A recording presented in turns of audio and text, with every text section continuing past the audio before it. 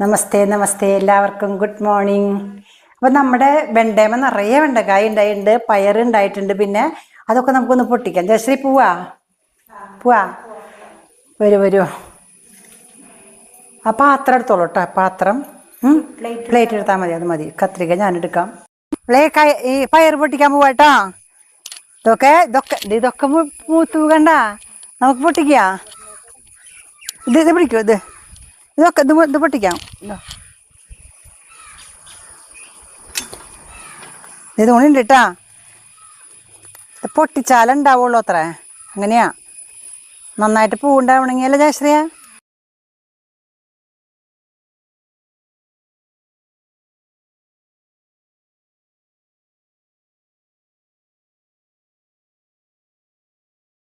മൂത്തുണ്ടാവോ? ഇല്ല, നല്ലതാ.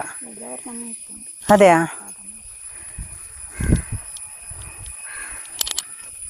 ഒന്ന് അത് ചെറുത്തല്ലേ, വരുമ്പോഴേക്ക് മൂക്കുവോ? പൊട്ടിക്കട്ടെ ഞാന്നാ. ഇത് ഉപ്പേരി വയ്ക്കണം നമുക്ക്. അല്ലെങ്കിൽ ജയശ്രീ കൈ കൊണ്ട് പൊട്ടിക്കാൻ പറ്റുമോ? പൊട്ടിച്ചോളൂ കേട്ടോ.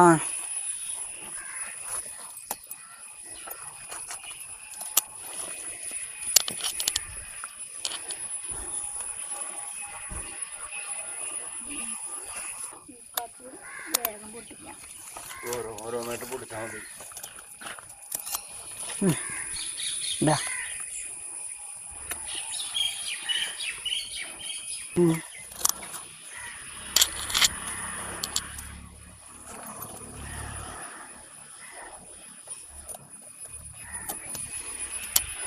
ഓരോ ദിവസത്തേക്ക് ആവശ്യമുള്ളത് അത് പൊട്ടിക്കണം. ഇത് പച്ചക്ക് ആൾക്കാർ പച്ചക്ക് തിന്നൂതോ ഇല്ലേ ജയശ്രീയ? ഇങ്ങനെ പയറ്, വെണ്ടക്കായ ഒക്കെ.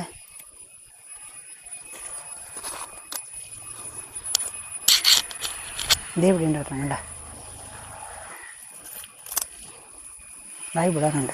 എനിക്ക് വേണം ഇതും പൊട്ടിക്കാം അല്ലേ?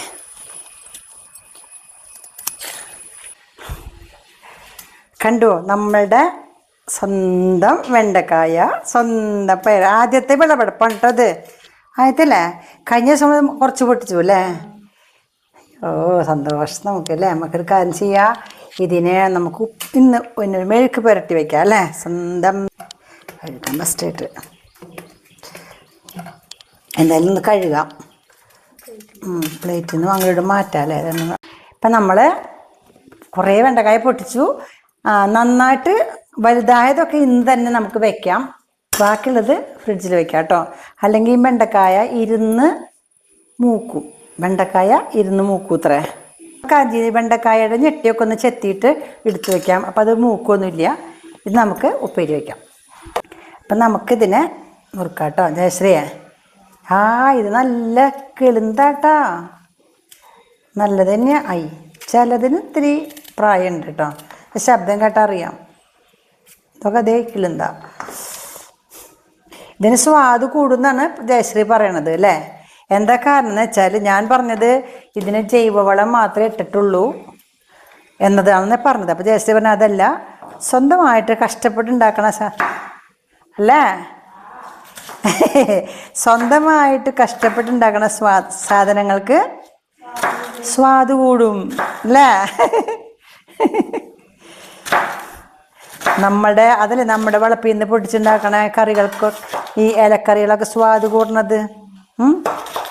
കണ്ടോ, ചിലതിന് ഇത്തിരി മൂപ്പുണ്ട് കേട്ടോ, എന്നാലും ഉപ്പേരി വയ്ക്കാൻ നല്ലതായിരിക്കും. നല്ല സൂപ്പർ ഒരു മെഴുക്ക് വരട്ടി ഇന്ന് വെക്കാം നമുക്ക് അല്ലേ? ഇന്ന് ഞങ്ങൾ ചെയ്യണത് കാളൻ വയ്ക്കും ചേന കൊണ്ട്. അതാണ് ജയശ്രീ തയ്യാറാക്കിക്കൊണ്ടിരിക്കുന്നത്.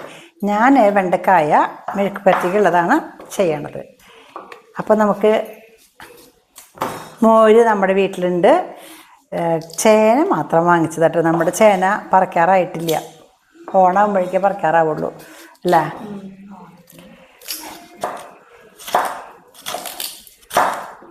അപ്പം ഇന്നത്തെ വെണ്ടക്കായ്ക്ക് സ്വാദ് കൂടുന്ന പറഞ്ഞല്ലേ?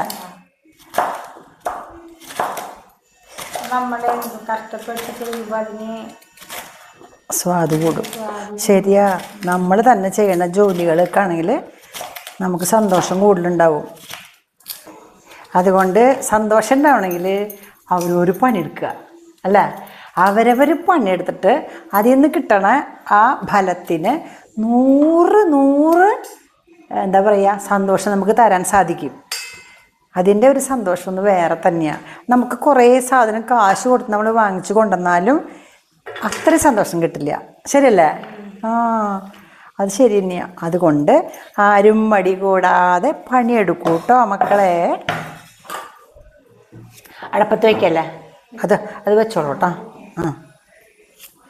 കാളൻ വെക്കണമെന്ന്, ചേന, കായ, ഇത്രയും വെണ്ടക്കായ നമുക്ക് കിട്ടി. ഇത് മതി എന്നൊക്കെ. ഇനി അതിലേക്ക് നമുക്ക് കുറച്ച് ഉള്ളി നന്നാക്കാം കേട്ടോ. വെളിച്ചൊമന്നുള്ളി മാത്രം മതി. ഇപ്പോൾ നമ്മുടെ വെണ്ടക്കായ നുറുക്കി വെച്ചു, ചീനച്ചട്ടി അടുപ്പത്ത് വെച്ചു, ചൂടായിട്ടുണ്ട്. വെളിച്ചെണ്ണ ഒഴിക്കാം. എന്നിട്ടാ കാളൻ്റെ പണി കഴിഞ്ഞു. നോട്ടെ, നല്ല വാസന വന്നു കേട്ടോ കാളൻ്റെ. അടിപൊളി വാസനയാ. എവിടെ എത്തുന്നറിയാം വാസന? ഓണത്തിൻ്റെ വാസനയാണ് കാളൻ്റെ വരുമ്പോൾ. അപ്പോൾ വെളിച്ചെണ്ണ ചൂടായി, ഉള്ളിയിട്ടു,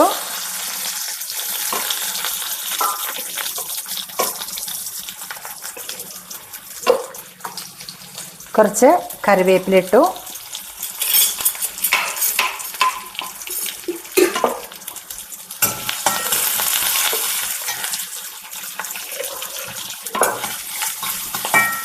വേഗാവും അല്ലേ? അധികം മൂക്കാത്ത കാരണം കൊണ്ട് വേഗാവും. സന്തോഷമുള്ള ദിവസമാണേ. നമ്മുടെ സ്വന്തം വെണ്ടക്കായ കൊണ്ട് മെഴുക്ക് പരത്തി വെക്കണ്ടല്ലേ, അതിന് സന്തോഷം ഉണ്ടാവില്ലേ? ഇനി സുഖമായിട്ട് കുറേ ദിവസം അടുക്കുവാ നമുക്ക്.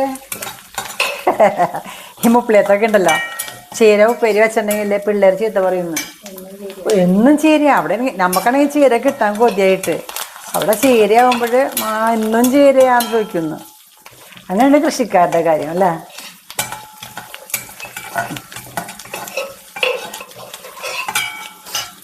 ഇത് സൂപ്പർ കളനല്ലേ?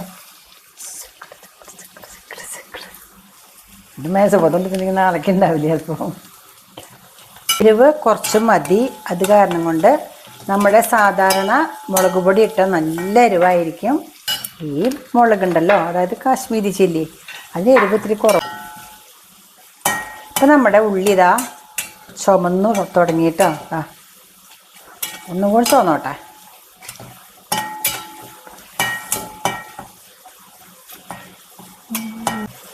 നല്ല വാസന വന്നു, ഉള്ളി മൂത്തു. ഇനി ഇത്തിരി മുളക് പൊടി ഇടാം കേട്ടോ. 1 ടീസ്പൂൺ മുളക് പൊടി ഇട്ടു.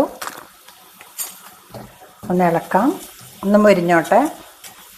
മുളകിൻ്റെ ആ പച്ചക്കുത്തൊക്കെ ഒന്ന് പൊക്കോട്ടെ. നമ്മൾ വെണ്ടക്കായ ഇട്ടു. ഇത് നന്നായിട്ട് കഴുകിയതിന് ശേഷം നമ്മൾ വെള്ളം തോർന്നതിന് ശേഷമാണ് നുറുക്കിക്കണത്. അതുകൊണ്ട് ഇതിലൊട്ടും ജലാംശം ഇല്ല. അതുകൊണ്ട് തന്നെ ഇത് നന്നായിട്ട് ഡ്രൈ ആയിട്ട് കിട്ടുകയും ചെയ്യും. നമ്മൾ വെണ്ടക്കായ കഴുകിയ വശം തന്നെ ഇങ്ങനെ ഉണ്ടാക്കുകയാണെങ്കിൽ അത് ആകെ കുഴകുഴാന്നാവും. ശരിയല്ലേ ജയശ്രീയ? അപ്പോൾ ഒരു സുഖം ഉണ്ടാവില്ല.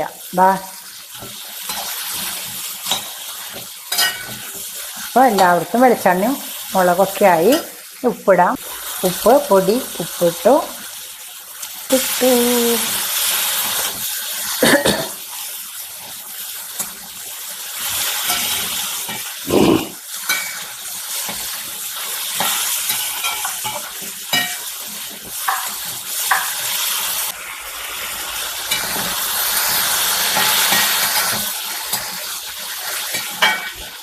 ഒന്ന് അടച്ചു വയ്ക്കാം. ഇനി ഒരു 2-3 മിനിറ്റ് കഴിയുമ്പോൾ തുറക്കാം. അപ്പോൾ അത് വെന്തുണ്ടാവും.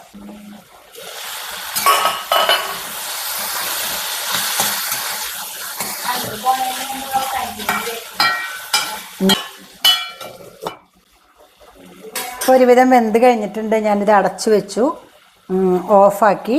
ഇനി ഇതിനുള്ളിലിരുന്നിട്ട് വെന്തോളും. അവിടെ വെള്ളം ചൂടായിട്ട് പകർത്താം. ഇതാ ഫിനിഷ്ഡ് കേട്ടോ. നമുക്കിതാണ്ട ഒട്ടും തന്നെ കുഴകുഴാന്നായിട്ടില്ല. നല്ല ഡ്രൈ ആയിട്ടുള്ള മെഴുക്ക് പുരട്ടിയാണ്. ഇപ്പം സ്വന്തം വെണ്ടക്കായ പൊട്ടിച്ച് ഞങ്ങൾ ഉപ്പേരി വെച്ചു കേട്ടോ.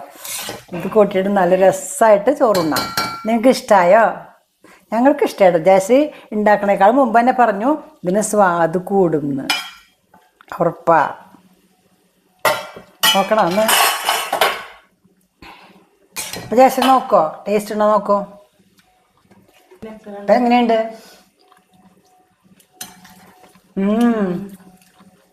സാധനം കേട്ടാ.